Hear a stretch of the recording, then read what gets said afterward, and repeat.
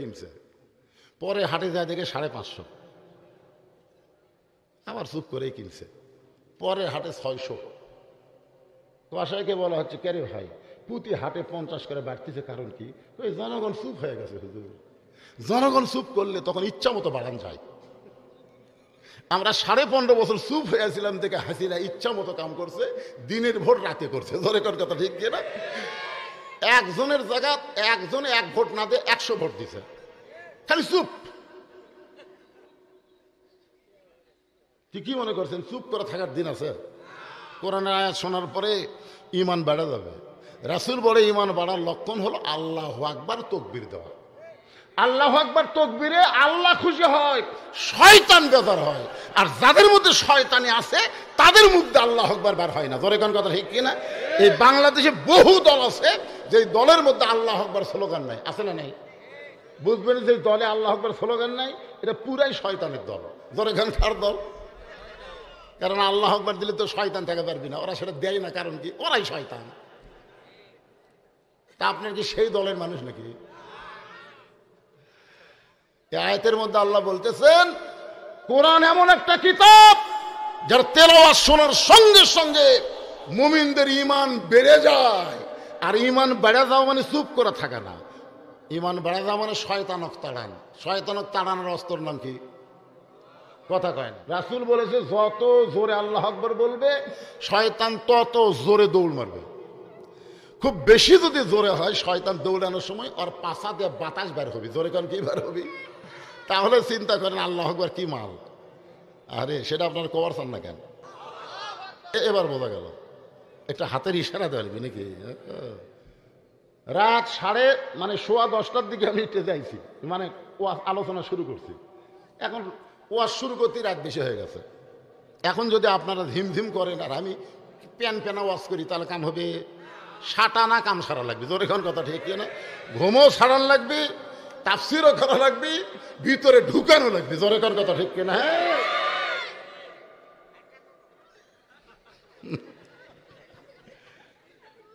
সুবহানাল্লাহ। ঠিকই আছে বাবা। ওয়ালাইকুম সালাম। বিয়াই তো ভয় করতে হবে কার? আর ভয় করতে গেলে কার আইন মানা লাগবে? মানুষের আইনে ভয় হবে না। সরকার একটা নিয়ম করলো না, মুখত মাস্ক দেওয়া লাগবে, মুখত মাস্ক দেওয়া লাগবে। যখন তাকে আশেপাশে পুলিশ নাই, ওই খোলা পকেট থয়। রে ভাই মাস্ক, পুলিশ নাই। তাহলে বোঝা যাচ্ছে মানুষের আইন মানুষ কিন্তু অন্তর থেকে মানে নেয় না, বিপদে পড়ে এখন মানা লাগে। ধরে কোন ঠিক কিনা? কিন্তু আল্লাহর আইন এইটা মানুষ মুখে মুখে মানবে না, অন্তর থেকে মানার একটা পরিবেশ তৈরি হয়ে যাবে। ধরে কোন সুবহানাল্লাহ। সেই পরিবেশটা কেমন? বাংলাদেশের মতন 96টা দেশের খলিফা, নাম হলো হযরত ওমর, আল্লাহর কোরআনকে দেখার জন্য ছদ্মবেশে মদিনার অলি গলি ঘুরতেছেন শুধুমাত্র আল্লাহর কোরআনকে দেখার জন্যে। আপনারা আছেন শুনবার, আর ওমর ফারুক ছদ্মবেশে ঘুরতেছে দেখার জন্য, আল্লাহর কোরআন দেখার জন্যে। ওমর ফারুক ঘুরতে ঘুরতে দেখেন দুই পাহাড়ের মাঝখানে একটা বিস্তীর্ণ মরুভূমি। ওই মরুভূমির মধ্যে একজন রাখাল উট আর দুম্বা চড়ায়। ওমর ফারুক আল্লাহর কোরআন দেখার জন্য রাখালকে সালাম দিলেন, আসসালামু আলাইকুম রাখাল ভাই, আমার পেটে ক্ষুধা লাগছে, আমি উটের 1 পেয়ালা দুধ চাই। রাখাল মুসকি মুসকি হাসে। ওমর ফারুক বলে, আমি তোমার সালাম দিলাম, উটের দুধ চাইলাম, তুমি হাসো কেন? রাখাল বলে, পথিক তুমি আমার সালাম দিলেই উটের দুধ চাইলেই দুধ দিব না, সালামের উত্তর দিব না। ওমর ফারুক বলেন, আমার অপরাধ? বলে, তোমার অপরাধ হলো আগে তোমার পরিচয় দাও, তুমি কে? এখানে যত মানুষ আমরা আছি আমাদের পরিচয় আছে না নাই? ওমর ফারুক চিন্তায় পড়ে গেলেন, কি পরিচয় দিব? এমন সময় আল্লাহর কোরআন বলতেছে, মিল্লাতা আবিকুম ইব্রাহিম হুয়া সাম্মাকুমুল মুসলিমিন। তোমার জাতির পিতার নাম হলো ইব্রাহিম, হুয়া সাম্মাকুমুল মুসলিমিন, যিনি তোমাদের নাম রেখেছে মুসলমান। তাহলে এখানে যত মানুষ আছি, আমি বক্তা না, চেয়ারম্যান না, অতিথি না, প্রধান অতিথি না, আমরা সবাই হলাম মুসলমান। যেরকম সবাই কি, তার মানে বোঝা গেল আওয়ামী লীগ নাই, বিএনপি নাই, জামাত নাই, জাতীয় পার্টির খাওয়া নাই। আমাদের একটাই পরিচয়, আমরা কি? আমাদের জাতির পিতা হযরত ইব্রাহিম, যিনি আমাদের নাম রেখেছে মুসলমান। যেই বলবো আমাদের পরিচয় কি, সবাই বলবেন মুসলমান। এই সময় যদি কেউ জবান বন্ধ রাখেন তাহলে কিন্তু আপনি বিপদে পড়বেন। আমাদের সকলের পরিচয় কি? কেবারে মুরব্বীরা আপনারও কোন, আমাদের সকলের পরিচয় কি? নাম কি? আরো জোরে। ওমর ফারুক বললেন, রাখাল আমার পরিচয় যখন জানতে চাও, আমার পরিচয় হলো মুসলমান। রাখাল বলতেছে, আসল না নকল? ওমর ফারুক বলে, রাখাল মুসলমান তো মুসলমানই, এর মধ্যে আসল নকল কি? রাখাল বলতেছে, আসল মুসলমান যারা হবে তারা চাওয়ার ব্যাপারে সতর্ক থাকবে। তুমি দুধ চাইলা কার কাছে? আসল মুসলমান যারা, তারা বিশ্বাস করে ইয়াকা নাবুদু ওয়া ইয়াকা নাস্তাইন, আমরা গোলামি করি যার, সাহায্য চাই তার কাছে।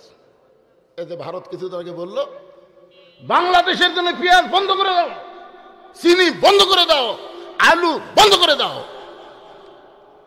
কি রে ভারত, তোরা বন্ধ করে দিলে বাংলাদেশ না খেয়ে মরবি? আল্লাহ বলতেছে, বাংলার মুসলমান আমেরিকার দিকে, ভারতের দিকে তাকায় থাকে না, বাংলার মুসলমান তাকায় আছে আল্লাহর দিকে। ধরে কান কথা ঠিক না? আমাদের রেজেক দিবেন কে, ভারত না আল্লাহ? এবার আলুর আবাদ বেশি না কম? তোরা বন্ধ করে দিব না লিবু? শিবগঞ্জে আমার শ্বশুর বাড়ি, আমার শ্বশুর এক লোক বলতেছে যে খালি মাটি টান দিয়ে আলু, ভিতরে কোনো মাটি নাই, খালি বেড়া মাটি দেওয়া, মাটি খালি টান দিলে আলু। হাই রে আলু রে! আল্লাহ কোরআনে বলেন, ফালিয়াবুদু রব্ব হাযাল বাইত আল্লাযী আত'আমাহুম মিন জু'ইন ওয়া আমানাহুম মিন খাউফ। ওই ঘরের মালিকের তোমরা গোলামি করো, তোমরা নামাজ পড়ো, দুইটা পুরস্কার সঙ্গে সঙ্গে তোমাদের দেওয়া হবে। এক নম্বর পুরস্কার হলো তোমাদের রিজিকের কোনো পেরেশানি থাকবে না। দুই নম্বর পুরস্কার হলো কোনো ভয় ভীতি তোমাদের অন্তরে ঢুকবে না, পুরাপুরি যাবতীয় ভয় থেকে আল্লাহ নিরাপত্তা দিয়ে দিবে। কেউ যদি বলে ভারতের বাংলাদেশকে আমরা 15 দিনে দখল করে নেব, আমরা তখন আল্লাহর বিশ্বাস নিয়ে বলবো, আয় আয়। তোরা কি মনে করিস তোর কি অ্যাটম বোম, তোদের হাইড্রোজেন বোমা দেখে আমরা ভয় করি না? আমাদের জাতির পিতা নমরুদের আগুনের চুলার দিকে একবারও তাকাই নাই। আল্লাহ ইব্রাহিমের ইমানের দিকে তাকায়া নমরুদের চুলা যদি শান্তির বাগান করে দিবার পরে, তোদের বোমা বাংলার মুসলমানের দিকে তাকায়া আল্লাহ মিষ্টি তরমুজ বানায় দেবার পারে। ধরে কর কথা ঠিক না? আয় মালওয়ানের বাচ্চারা, আয় খালি ঢুকে দেখ।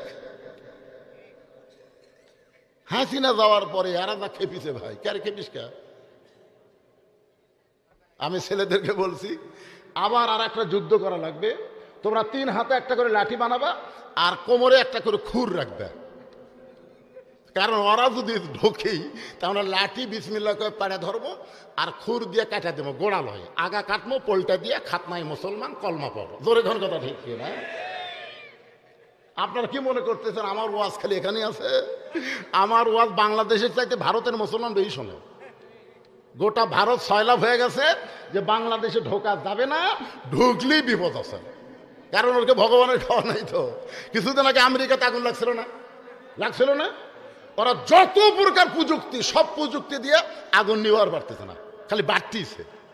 তখন ওই ক্যালিফোর্নিয়ার সরকার মুসলমানের দ্বারস্থ হলো, বলতেছে আমাদের গডের খাওয়া নাই, ঈশ্বর মরে গেছে, ভগবান আউট হবে, এখন তোমাকে আল্লাহ আকবার আজান দাও।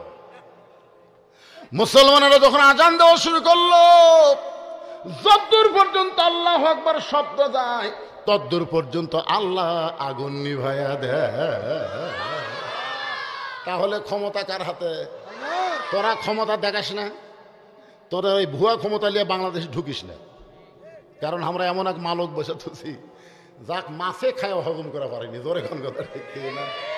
ইউনুস নবীরে খাইল মাছেতে গিলিয়া ফেরেশতা পাঠাইলেন আল্লাহ এসমে আজম দিয়া, দমে দমে সে হরদম পড়ে সে এসমে আজম, মাছেরই উদর হইতে বাঁচাইলা প্রাণ। সবাই বলেন আল্লাহু আল্লাহু, তুমি জাল্লে জালালুহু, শেষ করা তো যায় না গে তোমার গুণগান। ওমর ফারুকের চোখ দিয়ে দর দর করে পানি পড়তেছে। ওমর ফারুক বললেন রাখাল ভাই, আসলে চাওয়ার ব্যাপারে আমার ভুল হয়ে গেছে, আসলে চাওয়ার ব্যাপারে আমার ভুল হয়ে গেছে। রাখাল বলতেছে তাহলে তওবা করো, ভুল যখন স্বীকার করেছো তোমার বাঁচার বুদ্ধি আছে। এতদিন যারা আওয়ামী লীগ করছে এখন তারা ভুল স্বীকার করেন, কি করবেন? যেই দলের মেম্বার থেকে শুরু করে প্রধানমন্ত্রী পর্যন্ত পলে গেছে, ওই দল আর করে লাভ আছে? কথা কয় না, লাভ আছে? আমরাই তো চার ভাই, আমাকে এক ভাই আওয়ামী লীগ করে, ওই তওবা করে আমাকে দলের দোষ দিতে কি করবে? ভুল স্বীকার করলি তওবা, তওবা করার সুযোগ আছে না নাই? রাখাল বললেন ওমর পথিক তাহলে তওবা করো। ওমর ফারুক বলে রাখাল ভাই আমি তওবা পড়তেছি। রাখাল বলে তুমি মূর্খ মানুষ, তুমি তওবা কেমনে করবা? আমি তওবা করাই, তুমি আমার সঙ্গে তওবা পড়ো। ওমর ফারুক বলেন রাখাল আমি যে মূর্খ এ কথা তোমার কে কইছে? বলে চাওয়ার সতর্ক যাই থাকে না, ই হলো গন্ড মূর্খ। আল্লাহ বাদ দিয়ে রাখালের কাছে যে দুধ চাই, এর চাইতে মূর্খ দুনিয়াতে নাই। আল্লাহ বাদ দিয়ে দয়াল বাবার কাছে যায়। আপনারা বলেন যে শিক্ষিত, আমার দয়াল বাবার দরবারেতে কেউ ফিরে না খালি হাতে। কে ভাই সব এইদিকে থেকে আছে, বুঝেন না? কি বুঝতেছেন? যে লোক আল্লাহ বাদ দিয়ে দয়াল বাবার দরবারত যায়, এই কি শিক্ষিত না মূর্খ? ওই যতই শিক্ষিত হোক চাওয়ার ব্যাপারে হলো গন্ড মূর্খ। ওমর ফারুক বলে রাখাল ভাই তাহলে আমার তওবা পড়ায় দাও। এবার রাখাল হযরত ওমরকে যখন তওবা পড়ায়, ওমর ফারুক চোখের পানি বের করে মনে মনে কয় আল্লাহ তোমার কোরআন যখন দুনিয়াতে চালু থাকবে, ওমর যদি ভুল করে একটা রাখাল পর্যন্ত ভুল ধরতে পারবে।